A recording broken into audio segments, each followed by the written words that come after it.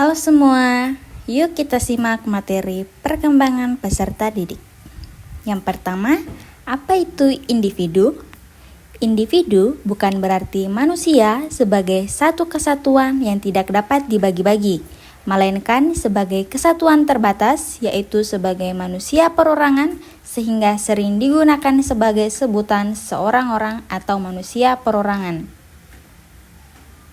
Seseorang dikatakan sebagai individu manakala unsur-unsur tersebut individu menyatu dalam dirinya, yaitu unsur jasmani dan rohani, unsur fisik dan psikis, unsur raga dan jiwa, dan setiap manusia memiliki karakteristik individu yang berbeda-beda antara yang satu dengan yang lainnya. Karakter individu adalah karakter seorang individu atau ciri-ciri seseorang yang menggambarkan keadaan individu tersebut yang sebenarnya dan membedakannya dari individu yang lain.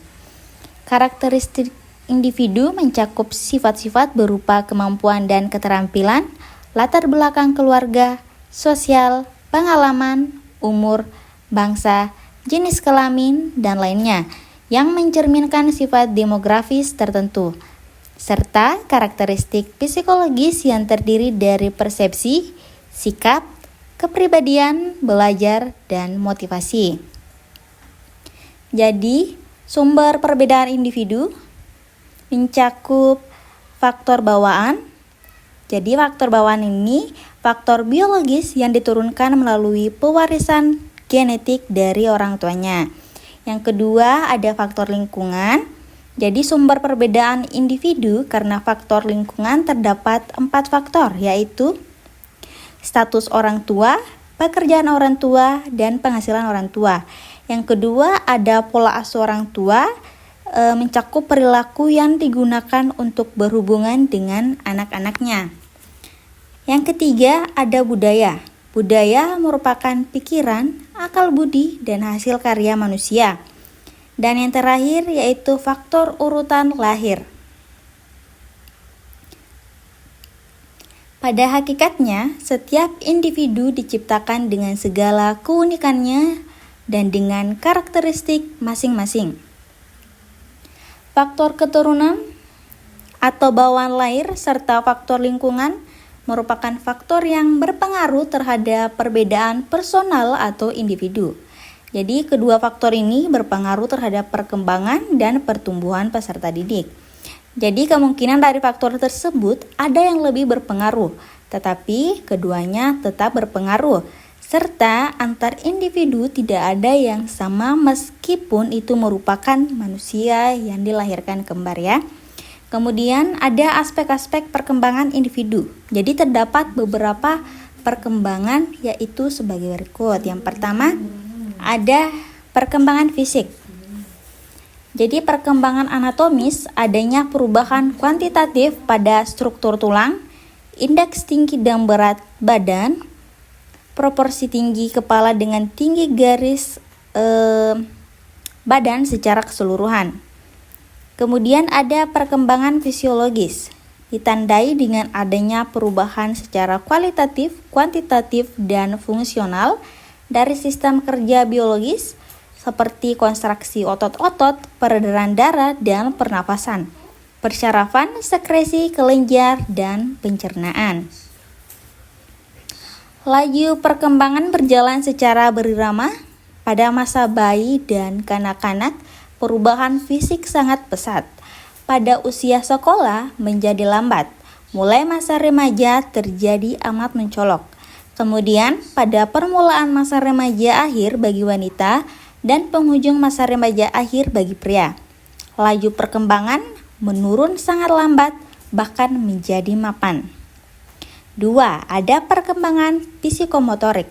Perkembangan psikomotorik memerlukan adanya koordinasi fungsional antara sistem syaraf dan otot yang akan mempengaruhi perkembangan motorik dan fungsi fisik, kognitif, afektif, dan konatif. Ketiga, ada perkembangan bahasa.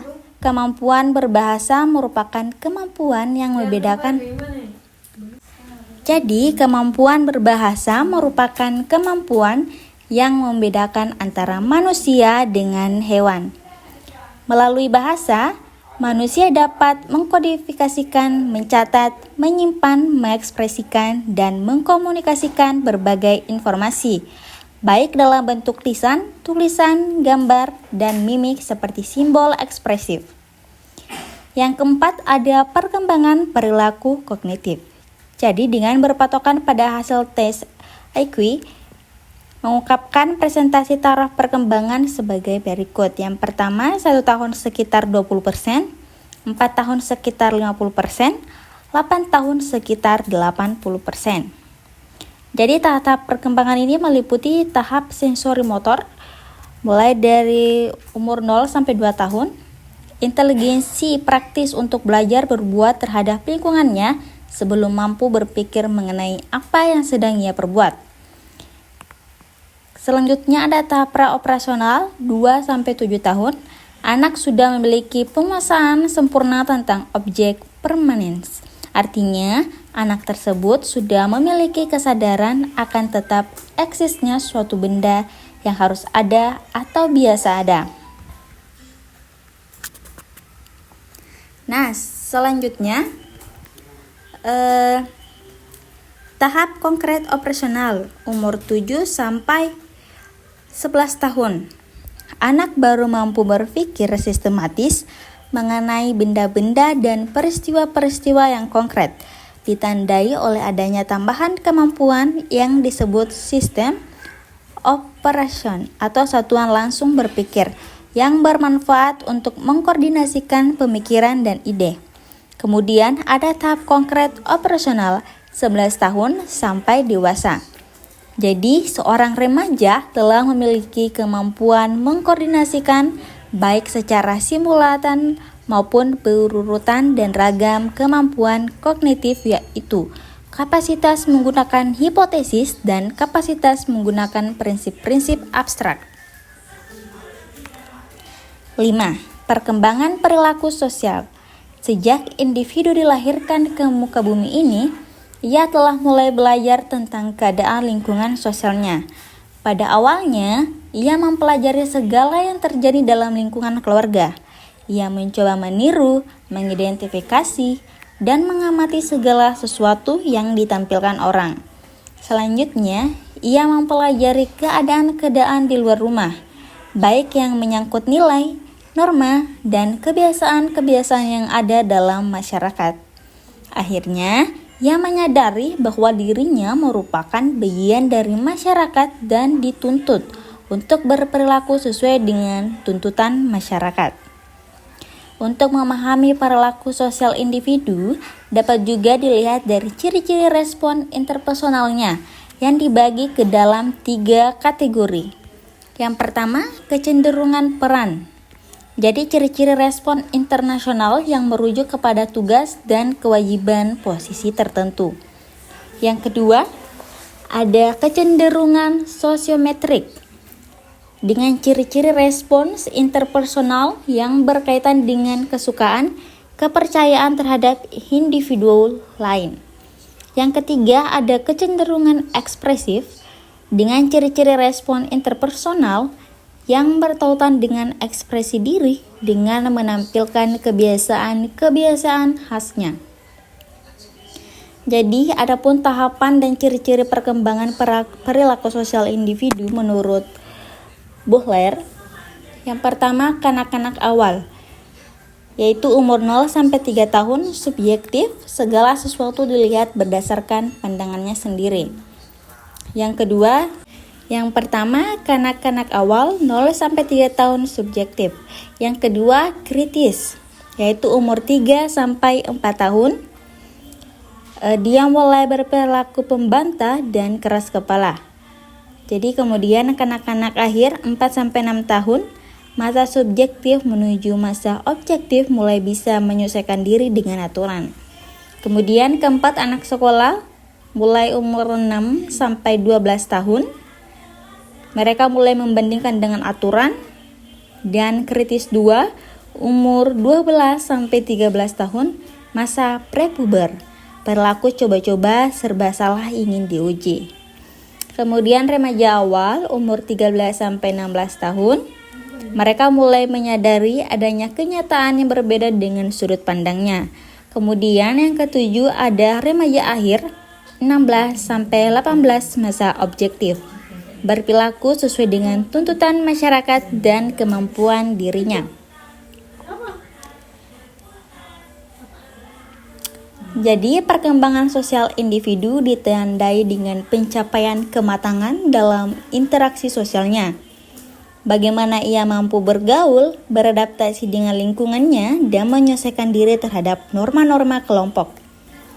Robinson di tahun 1981 mengartikan sosialisasi sebagai proses yang membimbing anak ke arah perkembangan kepribadian sosial sehingga mampu menjadi anggota masyarakat yang bertanggung jawab. Perkembangan sosial seseorang sangat dipengaruhi oleh lingkungan sosial, di mana ia berada, baik keluarga, teman, guru, dan masyarakat sekitarnya.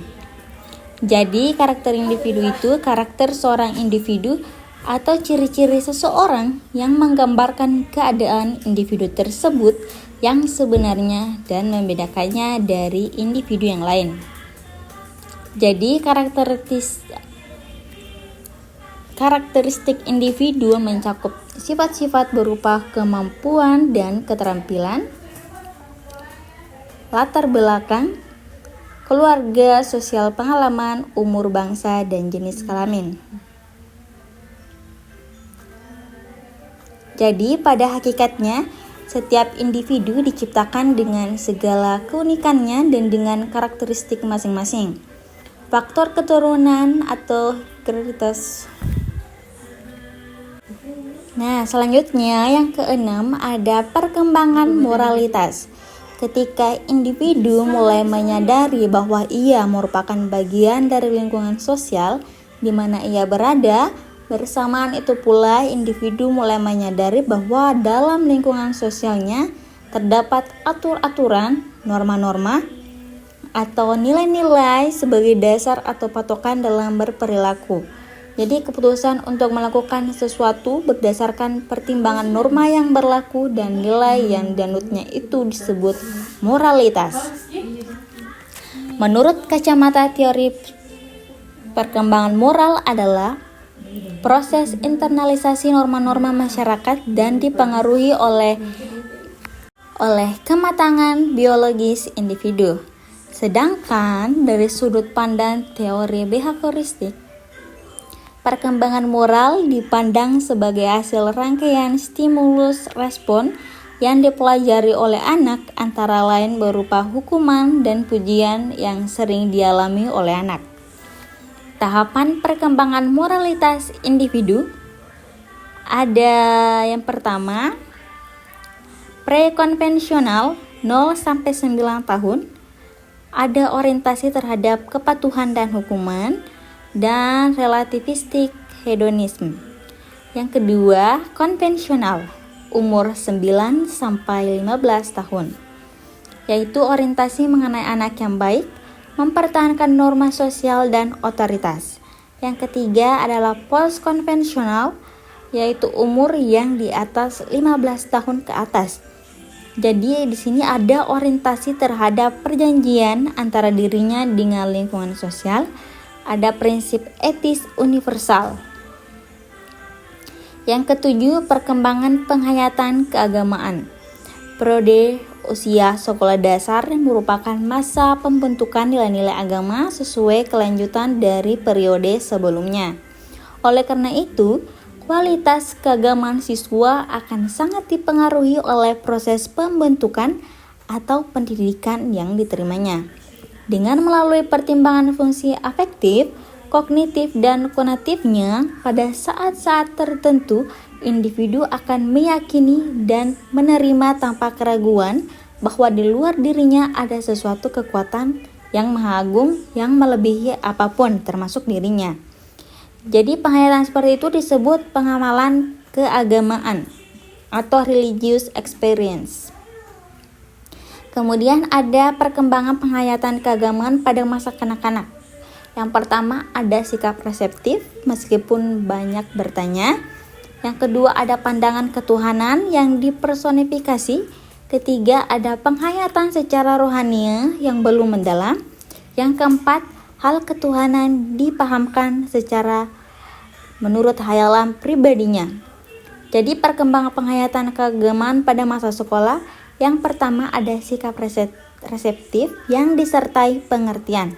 Yang kedua, pandangan ketuhanan yang diterangkan secara rasional.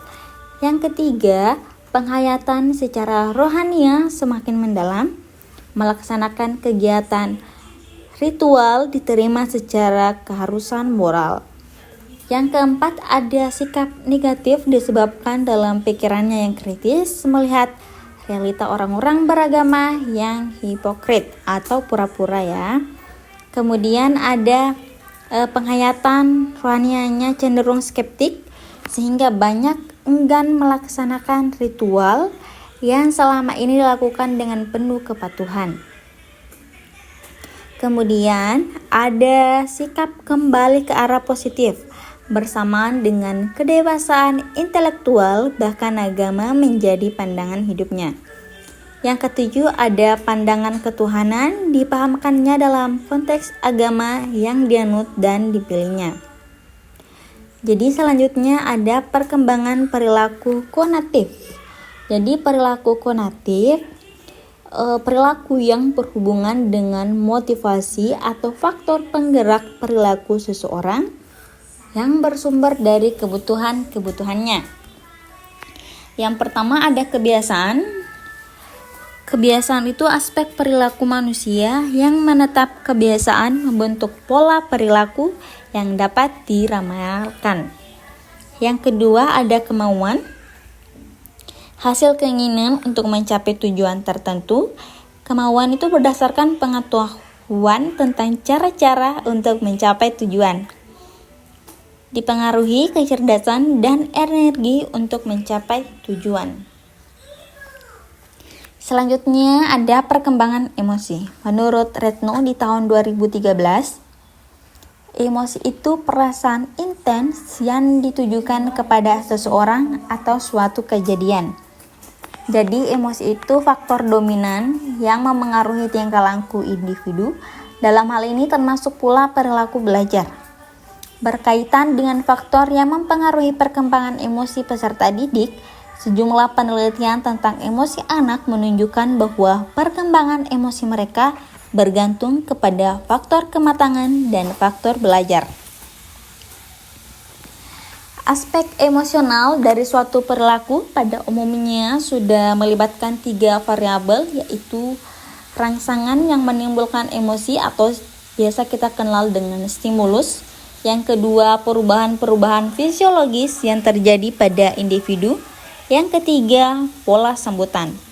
Selanjutnya, terdapat 2 dimensi emosional yang sangat penting untuk dipahami, yaitu yang pertama, senang, tidak senang, atau suka, tidak suka. Yang kedua, ada intensitasnya, yaitu kuat atau lemah ya. Kemudian tahap perkembangan emosional. Jadi pada saat dilahirkan, bayi dilengkapi kepekaan umum terhadap rangsangan-rangsangan tertentu. Misalnya bunyi, cahaya, dan temperatur. Kemudian di umur 0 sampai 3 bulan, kesenangan dan kegembiraan mulai didefinisikan dari emosi orang tuanya.